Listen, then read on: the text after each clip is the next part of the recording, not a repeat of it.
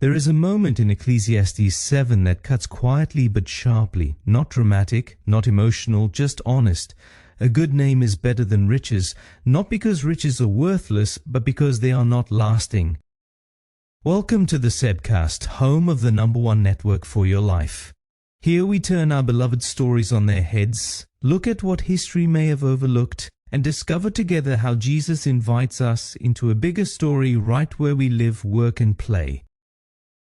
We live in a culture that accumulates things, more space, more upgrades, more security. But Ecclesiastes asks another question: what remains when everything is over? Because here is the truth no one likes to say: no one remembers you for what you owned. They remember you for how it felt to be around you. Stories remain. Things disappear. That is why Jesus so often shifted people's imagination from possession to meaning. Not what can you accumulate, but what are you becoming? A good name is not something you buy. It is formed over time, through choices, through priorities, through what you do first. In Mark 14, we see a woman who breaks a jar of expensive oil and pours it over Jesus. Financially, it is reckless. Practically, it is illogical.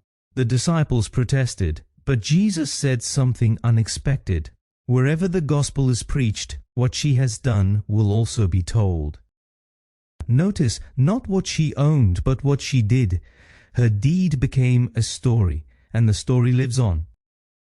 At SA Congregation, we talk about the #1 network for your life because stories are formed in community. No one builds a legacy alone. It is woven into relationships, into open homes, into available hearts. Money plays a role here, not as a hero, but as a tool. It can create spaces where stories happen.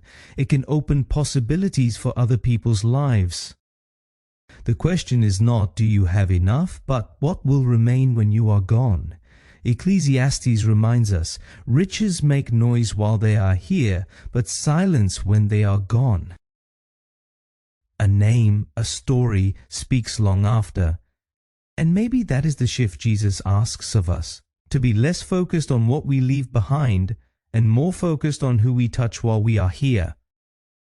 Because in the end, no one will count your things, they will remember you. SA Congregation is a purpose greater than each of us in this country, a purpose that will still make an eternal difference long after us because of us. Until tomorrow, take care.